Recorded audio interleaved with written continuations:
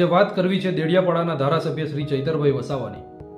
દેડિયાપાડાના ધારાસભ્ય 2022થી જ્યારથી ચૂંટાયા છે ત્યારથી આ ભાજપ સરકારને આંખની અંદર કણાની જેમ ખૂંચતા હોય એવી રીતે એમને વારંવાર જેલની પાછળ મોકલવામાં આવી રહ્યા છે.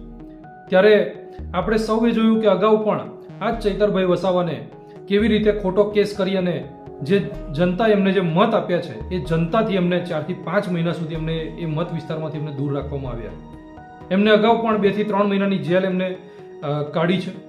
ત્યાર પછી આ અન્યાયની સામેની જે લડત લડવા માટે આજે ચૈતરભાઈ વસાવા આજે જનતાની સાથે જ્યારે ઊભા રહે છે ત્યારે ફરીથી ચૈતરભાઈને કેવી રીતે જેલની પાછળ મોકલવા અને જામીન ન થવા દેવા એવા ષડયંત્ર આ ભાજપમાં બેઠેલા નેતાઓ અને આ ભાજપ સરકાર કરી રહી છે.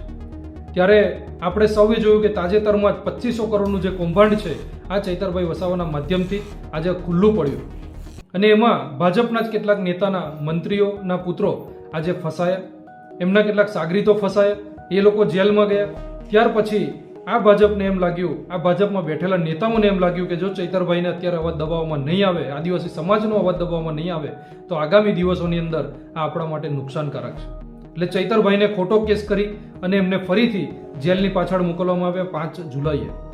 ત્યારે આજે 1.5 મહિના જેટલો સમય થઈ ગયો છતાં પણ હજી એમના હાઈકોર્ટમાંથી હજી એમના જામીન નથી થવા દીધા. કંઈક ને કંઈક જ્યારે પણ તારીખ હોય ત્યારે આ ભાજપમાં જે બેઠેલા નેતાઓ છે, જ્યાં સંજયભાઈ વસાવા છે, તેઓના માધ્યમથી કેવી રીતે ચૈતરભાઈને અંદર રાખવા એવા સતત પ્રયત્ન કરી રહ્યા છે.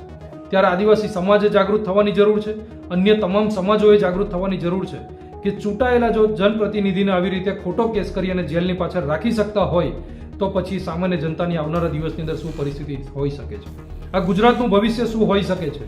આપણે સૌએ જોયું કે જો આવો કોઈ ગુનો બન્યો હોય અને જો જાનથી મારી નાખવાનો જો પ્રયત્ન કર્યો હોય તો જે જગ્યાએ જે ઘટના ઘટી છે એ જગ્યાના સીસીટીવી ફૂટેજ બહાર પાડવામાં આવે, જનતાને પણ બતાવવામાં આવે કે ચૈતરભાઈએ ખરેખર આવો કોઈ ગુનો કર્યો છે.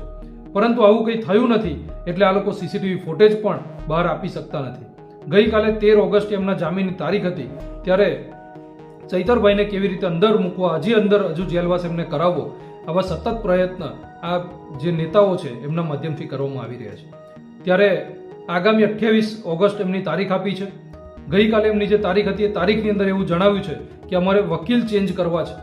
અરે વકીલ તમારે ચેન્જ કરવા છે, પણ જે નિર્દોષ વ્યક્તિ છે એને જેલની પાછળ શું કરવા માટે તમે રાખી રહ્યા છો? જ્યારે કોઈ આવી કોઈ ઘટના બની નથી તો તમે કેમ આવી રીતે ખોટી રીતે આદિવાસી સમાજને ગેરમાર્ગે દોરી રહ્યા છો, અન્ય તમામ સમાજોને ગેરમાર્ગે દોરી રહ્યા છો? આવું કેમ વારંવાર કરી રહ્યા છો?